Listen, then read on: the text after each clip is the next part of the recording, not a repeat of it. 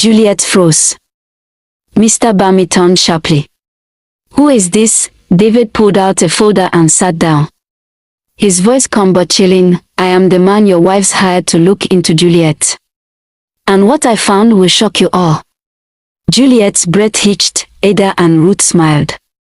Now, the real game was beginning. David wasted no time flipping through the pages of his report. Juliet's world was collapsing.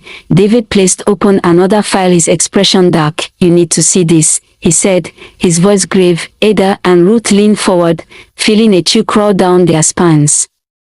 Mr. Bami, still stunned by Juliet's betrayal, stared blankly. David slid the file open, revealing a series of death records, all connected to Juliet. All ruled as mysterious poisonings. Ada's breath caught. Ruth clenched her fist. Juliet's history was worse than they had imagined. David exhaled sharply. "Your wife," he said, locking eyes with Mr. Bami, "has killed before. Not just her husband. More men. More people." Silence hung like a storm ready to break. David continued, his voice sharp and cold. "Every city she has lived in, at least one man has died under suspicious circumstances. Poison. Slow, methodical.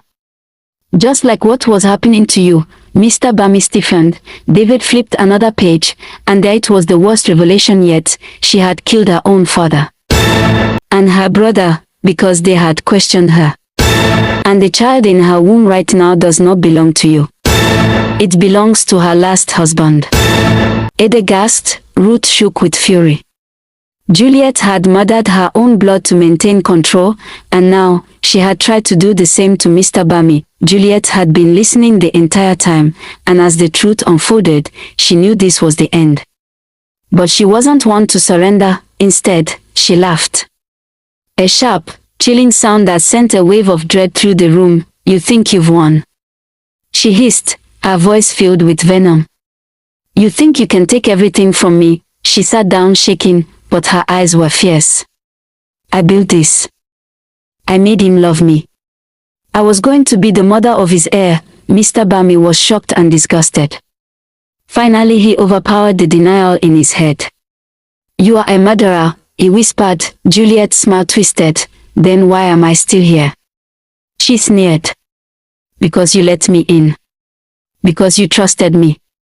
Because in the end, you are the loser, you weak man, you can't even perform well in the room." Ada moved fast. She grabbed Juliet's wrist before she could throw anything else or attempt an escape. Juliet fought, thrashing wildly, but the household staff had already moved in. She was dragged away, screaming, refusing to accept defeat. Her reign was over, and the wives had won. Juliet sat in the courtroom, her once perfect image reduced to nothing but a shadow of what she used to be. The world had learned her secrets and the trail of poisoned men, the family members who had vanished under suspicious circumstances. There was no mercy for her now. The judge's voice rang through the tense air. "Juliet Bami, you are hereby sentenced to life in prison for multiple counts of premeditated murder." A sharp gasp echoed across the room. Some had hoped she would receive the death penalty. Some felt it was the only true justice for the monster she had become. But life in prison. She would rot in a cage, and that, perhaps, was worse. As the guards dragged Juliet away, she fought. She screamed her last cries of desperation, but no one listened. She was gone. And the nightmare was finally over. Back at the mansion, things were quieter now. The fear had been stripped away. The darkness was lifting, yet, something still weighed on Mr. Bami. One evening, seated in the garden, he turned to Ada and Ruth, his true companions, the women who had saved him from his greatest mistake. "I failed you," he murmured, his voice thick with regret. "I let her into our home. I trusted her, even when the signs were there. I almost lost everything because I refused to listen." Ada reached for his hand, her touch gentle. "You were deceived, my love." "We don't blame you," Ruth nodded. "We only wanted you safe. And now, you are safe." Mr. Bami's eyes shone with gratitude. "You were always my greatest blessings.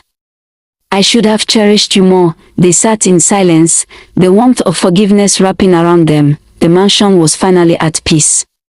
But peace was not enough to heal what had been done. Months passed, and despite Ada and Ruth's unwavering care, Mr. Bami grew weaker.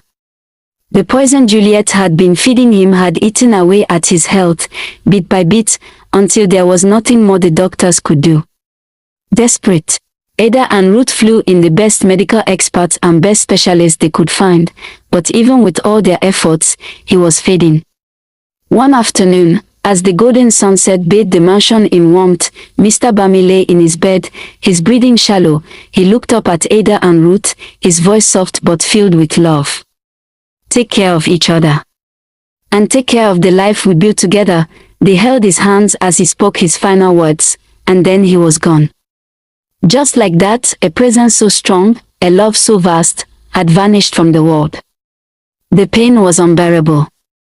The mansion felt empty without him, but even in grief, Ada and Ruth found strength in each other. When the lawyers read Mr.